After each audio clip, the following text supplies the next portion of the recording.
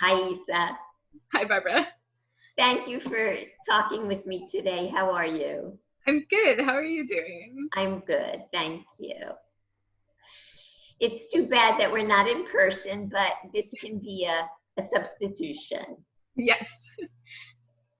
So the first show that you did with the Minnesota Jewish Theater Company was back in 2011, and it was The Gospel According to Jerry. It was a world premiere. Yeah. And then since that time, you have done countless shows with us as a costumer. One of my favorite shows that we've produced was My Mother's Lesbian Jewish Wiccan Wedding, the musical. So good. And you did a couple of holiday shows, the Magic Dreidels, the Hanukkah Guest. You did Our Class, and Compulsion, or The House Behind, which was somewhat noteworthy because not only did you do the costumes of the actors, but you did the little costumes for the puppets. Yes.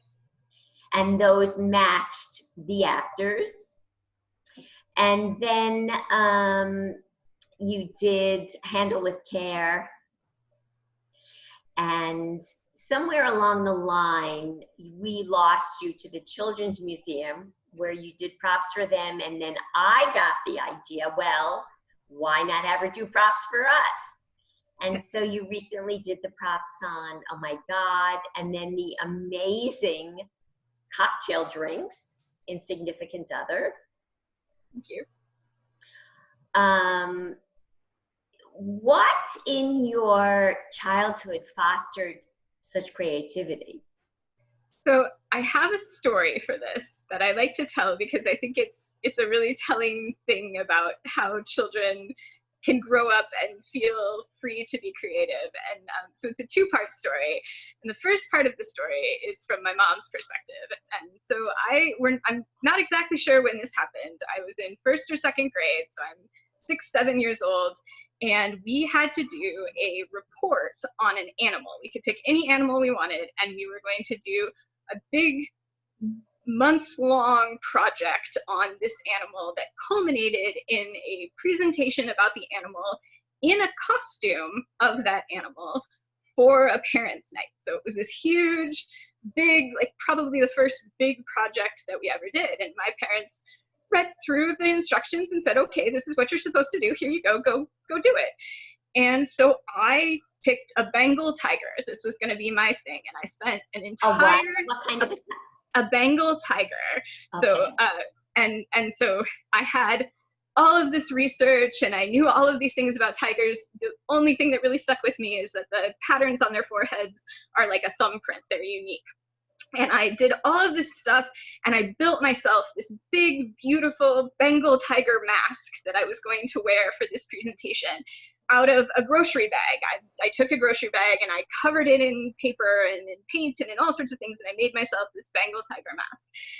And we show up to parents' night with me, and there are 30 little children in this class in these beautiful Halloween costumes that their mothers have sewn, that are perfectly put together, and all of these things. And my mother is standing there with her child who literally has a paper bag over her head. And that was the moment for my mother, which apparently stuck with her for a very long time. She's told me this story years later from her perspective of, this mortifying, here's her child with a paper bag over her head and all of these other kids looking beautiful and magical and presentable, and she's got the paper bag child. Now, same story, but from the 6-year-old's perspective. I don't remember being the only child who was in a homemade, me-made costume. I do remember the paper bag. I remember that mask very distinctly. But I remember that I made the most amazing mask and that I designed my own forehead stripes that were unique to me. They were just like every Bengal tiger had their own forehead stripes. I had designed my own. I had all of this information. I was totally prepared, and I was there. And I remember that night too. I remember it as being the coolest thing I ever did. And so I think there's this sort of mentality these days that that we sort of expect a lot from our children, and we expect even more from their parents. And so there's this sort of notion that like you have to help your child succeed, and you have to get your child to succeed, and you have to do all of these things for your child to get them to succeed. And I think one of the most successful parts of my childhood that led to the person that I am today, and the person who can jump out and take risks and do things and make things and feel good about it and also feel terrible about it. Sometimes I totally fail and it goes totally wrong, and then I start over again, is that I was the kid who was allowed to show up to school with a paper bag over her head. And I think that is letting kids have the freedom to fail leads to kids who aren't afraid to fail as much when they're adults. And I think that's so critical and so also important right now when everyone is feeling all of this pressure. Like, it'll be okay. Well, not only this pressure of wanting this goal that as parents we perceive as important, but I think it's the idea of what makes something valuable. You know, like what makes the process valuable, or what is truly important. That reminds me, growing up, my mother made these amazing birthday cakes for all my birthdays and my brother's birthdays and my father's birthday. And when it was her birthday, she made these homemade birthday cakes with the frosting that was homemade. And I always yearned for a store-bought cake because they looked so perfect, you know? Same thing with Halloween costumes. She always made the Halloween costumes, and I saw these kids come in with costumes that were probably purchased at Woolworth, or, you know, maybe the really lucky kids got it from Macy's. But in retrospect, when I became a parent, I wanted to make those birthday cakes because I understood the intimacy of them, you know, how much more valuable they really were. And it's so cool that as a child, you instinctually knew that. You know, I think that's just so cool. Yeah, I think when we give kids ownership of things, that it's huge. It's just huge, and that's really important to me, is that people know that and they feel empowered to give their kids that. Yes. Yeah. So you went on in college and you studied at Hamline University. Mm-hmm. You majored in religion and English. Yes. And how did those areas propel you into theater? And what impact did they have on your theater work? Sure. Well, I was sort of all over the map. I actually originally went to Hamline because I was going to study physics, and I was going to do physics and English, and I was going to be a patent lawyer. That was my plan when I first started out. And I very quickly realized that was not the plan that I wanted from my life. And I also, I have a big family. I come from a very large family. I actually just it was in the paper, they were talking about my family and the 125 of us in my generation, which wow. is a real number, and is totally bizarre. And so I came to Minnesota and realized that for the first time in my life, I didn't know anyone, and I had never been in that position before. And so I went to a theater picnic because they had pizza and people, and I thought, I'm gonna go meet people at this picnic. And they were advertising for work study jobs, and they had a list. And so I put my name on a list because I was joining at that point in my life. And I ended up getting hired in the costume shop. And then I realized I didn't like what I was doing with physics and all of that it wasn't where I wanted to be in life. And so I stuck with English, and Hamline has this amazing religious studies department. It's a little different now than it was then, still wonderful. But at the time, there was this professor, Tim Folk, who ended up becoming my advisor and was wonderful, marvelous, loved to dig into text and to talk about how religious texts worked and functioned and manifested into story, and how we told ourselves these stories in order to tell ourselves how we live, which I think carries through so many of our religious traditions. And he was just an amazing man. And he, on one of my last sort of months of school, I was just devastated having that sort of end of school, oh my gosh, my whole world is about to change and I don't know what I'm doing and I'm panicking about it. We had one of those talks, and during the talk I was crying, and I said, and I'm never going to get to do another play.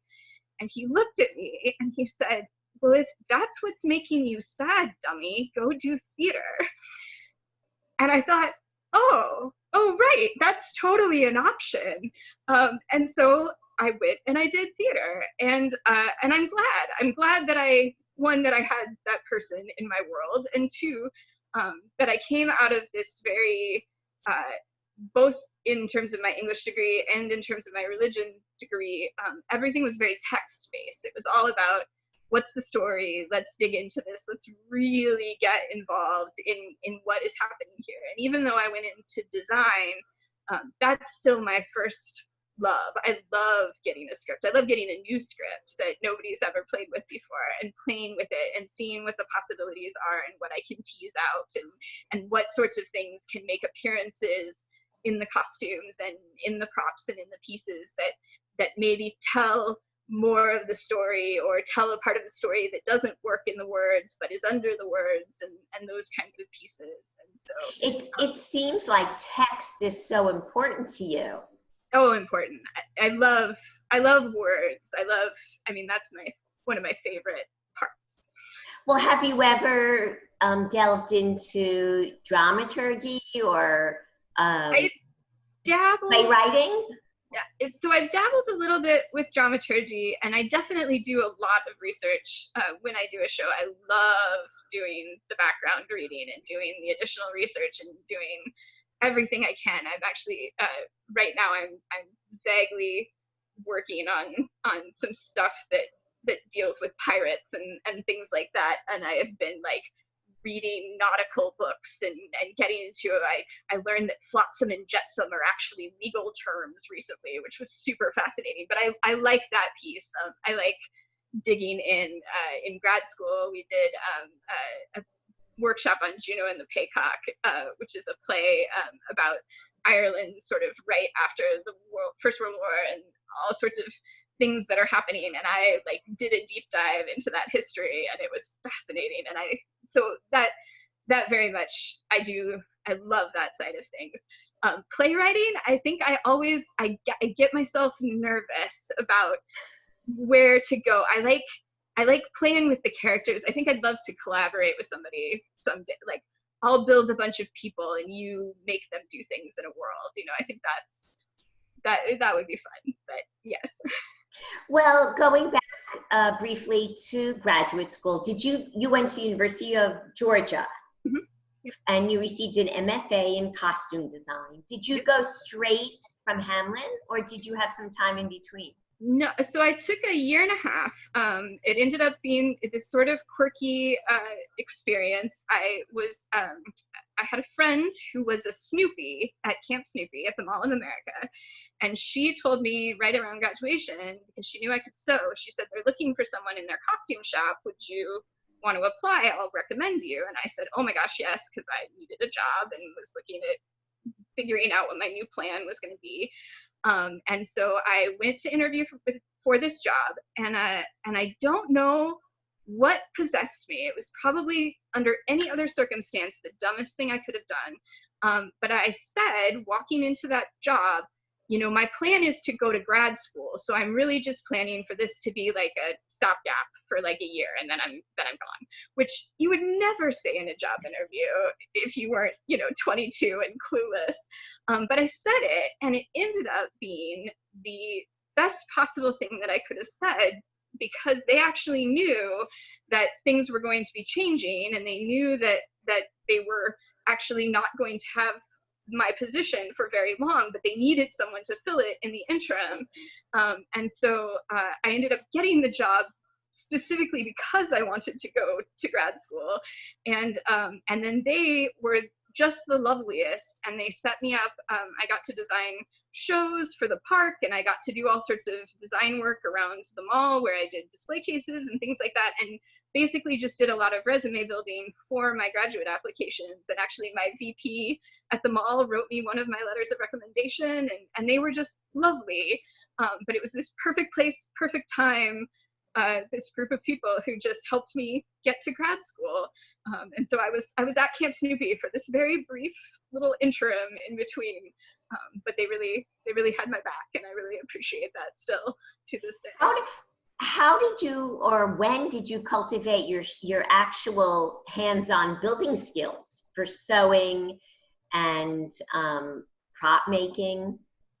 Really college. I've always dabbled in crafty, artsy things, but Hamlin has a really marvelous program in theater, in technical theater, and they have just incredibly skilled people who run their shops and who do the teaching, and who sort of build you up into these positions. And so I really developed most of my sewing skills in undergrad. And then by the time I went to grad school, I was in a pretty good position, and then got pushed further. I did the draping, which is pattern making, in my graduate shop. I got sort of pushed into that because my shop head there, who was also incredible and marvelous, said, "Oh, you have a skill. Let's push the boundaries on that and let you grow that." And so that was another really lucky, wonderful thing to get to do. Well, you grew up in the Washington State, Mm-hmm. And then you came to Minnesota for college, went to Georgia for graduate school. What made you come out here to Hamlin and then go to grad school in Georgia? So the Hamlin piece was funny. I had this strange circumstance in high school where we had an honors track where certain kids were shuffled into the special classes for advanced kids. And in my year, for no discernible reason, our honors track was 99% female. So it would be 30 girls and one guy in almost every class I was in. And I really liked that dynamic. It felt good in high school. So I was looking for women's colleges. And so St. Kate's ended up on my list. And I actually flew out here to do an interview at St. Kate's. And it just happened to be Minnesota Private Colleges Week. And at Hamlin, they do this very cool thing where there are, you can get a research grant over the summer to do a cool project. And then one of the obligations for that cool project that you're getting a grant for is that you have to go to Minnesota Private Colleges Week and talk up about your project as a student. And so Hamlin, I walked in, and there were these amazing kids doing these incredible pieces. There was a girl who was doing a research project on Tibetan nuns, because of course everyone talks about Tibetan monks, but the female side of that is not that well known. And so she was doing a whole project on that, and all of these things, and everyone was really cool. They were all clearly friends. They were supporting each other. It was this sort of incredible dynamic, and I was blown away. And so I actually applied in my hotel room from my computer to Hamlin that night, and they ended up offering me a lovely scholarship that made it totally the answer. And then 3 years later, I had one of those research grants, and got to spend a summer and got to do the same thing, and learned that everything that I'd seen, the sort of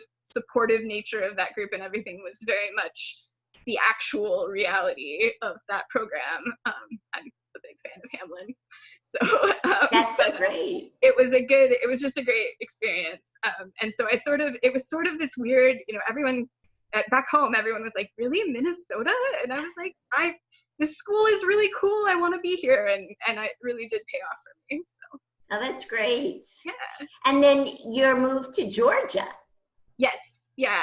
So one of the professors at Hamlin had a tie to a professor at Georgia. And so he suggested I apply to the program, and same kind of thing. It was just the right timing and the right place. And so I ended up going down there and had 3 great years and a lot of fun. Did a lot of failing. That's my big, when people ask me now, do you think you need to go to grad school to do what you do? And you don't. You absolutely don't. I know amazing, wonderful designers who come out of totally different backgrounds. But I'm a big fan of it, just because it's such a good place to go and try really outlandish things. And if they don't work out, it's okay, because nobody's depending on you for everything to work out. And so you can learn who you want to be and how you want to do things. So I'm a big fan of that. So you've traveled not only in the United States, but I know you've also traveled to different areas as well, different countries. Do I have that right? Yeah. Yeah, my grandfather, the patriarch of the Giant family, starting early in his life, he was deployed in the South Pacific and spent a lot of time overseas, and just retained this sort of love of traveling the world, and so he sort of pushed that on all of his children and grandchildren in a big way, including taking us on trips all over the world, and then just also encouraging that pretty regularly. And so most of us have done a lot of traveling and love to travel and love to be to see different places and different ways of being. What countries have you been to, and do you feel that your traveling has informed your artistic work? Ooh, so I had spent quite a bit of time in Italy. I actually studied very briefly in Italy during grad school. I took a course in Commedia dell'arte, leather mask making. That was incredible. The like physical reality, like the cutting the wood blocks and doing all of that kind of piece, which has been wonderful. I've been to India. I'm actually hopefully very soon going to be going to Singapore. My brother is getting married in Singapore, so hopefully once things are better and the world is healthier, we'll be able to go do that. But yeah, I think I definitely, everything you take in comes back out of you in some fashion at some point in time. And so I think the more places and things that you see, and the more you watch and the more you read and the more things that you expose yourself to, even if it's hard for me to pick out like specific things that have played in, I know certainly that all things feel right because you've seen elements of them before and pieces of them before. And so I think anytime you have the opportunity to go see something or go do something or watch art produced somewhere that is not your little bubble, it's such a good thing. Yeah, it exposes us to so much more. Absolutely. That we can bring to our own work. Well, I look forward to the next show we can work on together. Oh, very much so. I miss it. I miss production meetings, and I don't think anybody really misses production meetings, but I do. I miss production meetings. It'll be really nice. Yeah. Together again. Well, great to talk with you, at least in this way, and we'll have to look forward to when we can get together. Definitely. Thanks, Lisa. Thank you. Take care. You too. Okay, bye-bye. Bye.